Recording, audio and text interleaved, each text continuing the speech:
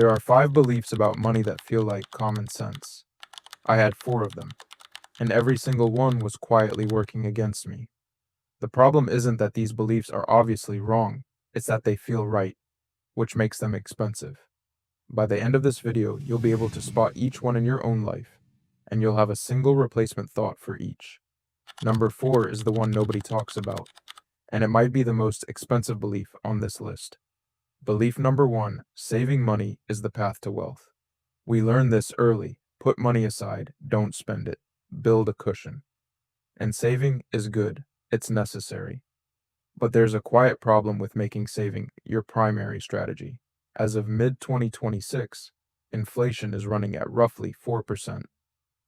The national average savings account, the one most people actually use, returns 0.38% per year, according to the FDIC. That gap means every year you save in a standard account, you're losing purchasing power. Slowly, invisibly. Now, high-yield savings accounts do better, some near 4 to 5% right now. But that's not most people's money, and rates change with the Fed. The deeper point is this. Saving is protection. It's your floor, your emergency buffer. It is not your engine for building wealth.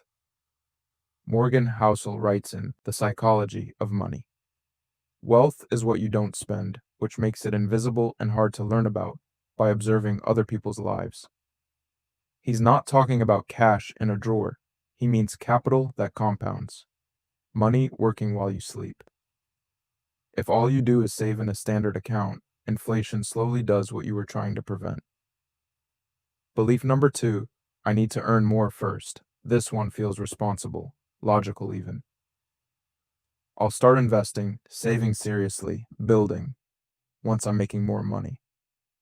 But here's what actually happens when most people earn more. They spend more. Researchers call it lifestyle creep. The car upgrades, the rent gets higher, the subscriptions pile up, the dinners change, income goes up, and spending follows right behind it. The variable that actually builds wealth isn't income, it's the gap between income and spending. 2 people earning the same salary can end up in completely different financial positions in 10 years, based entirely on how wide that gap is. You don't need more money to start, you need a wider gap, and you can create that at almost any income level. Belief number 3, investing is risky, and it's for people who already have money. This belief has a name in behavioral psychology, loss aversion. We feel the pain of losing $100 almost twice as intensely as the pleasure of gaining $100. So markets feel like gambling, and keeping money in cash feels safe. But here's the inversion most people miss. Not investing carries its own risk. It's just slower and quieter. With inflation at roughly 4% and a standard savings account returning less than half of 1%, you're losing ground every single year without making a single trade. Over the long run, the S&P 500 has returned roughly 10% annually in nominal terms, closer to 7% adjusted for inflation. That's through recessions, crashes, and pandemics. The people who lost money in markets were almost always the ones who sold when it got scary and locked in the loss. Investing isn't for people who already have money. The wealthy are wealthy, partly because they invest. Belief number 4. This is the one I don't hear people talk about. Most of us believe our financial problems would go away if we just had more money. And it feels obvious, because of course money problems need money to fix. But behavioral finance researchers have documented something uncomfortable. The financial behaviors that create problems at $30,000 a year tend to follow people to $60,000, then $100,000. The impulse spending, the avoidance, the emotional purchasing. They don't dissolve with a raise. They scale with it. Think about it this way. A person who spends impulsively on $3,000 a month will likely find ways to spend impulsively on $10,000. The mechanism is the same, only the numbers change. Financial psychologist Brad Klontz has spent decades studying what he calls money scripts, the unconscious beliefs about money formed in childhood that drive financial behavior in adulthood. His research shows these patterns repeat across income levels until they're directly addressed, not until income increases. This is the belief most worth examining, because the behavior is the problem. The amount of money is almost secondary. Belief number 5. Once you have enough money, the stress disappears.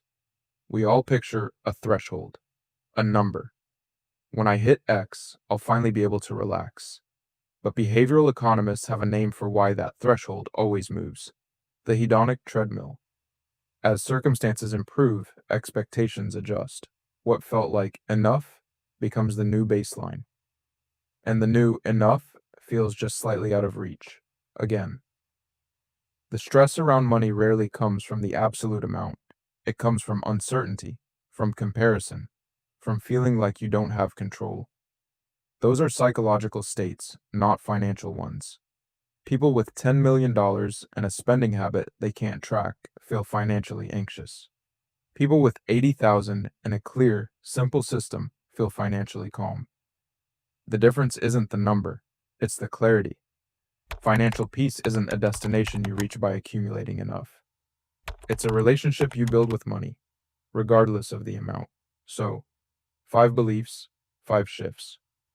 Saving in a standard account isn't building wealth. Investing is. You don't need more income. You need a wider gap. Not investing carries its own quiet risk. Your money problems probably aren't about money. And peace doesn't come from an amount. It comes from clarity. The reason these beliefs cost so much isn't that they're obviously wrong. It's that they feel completely right. That's what makes them worth examining.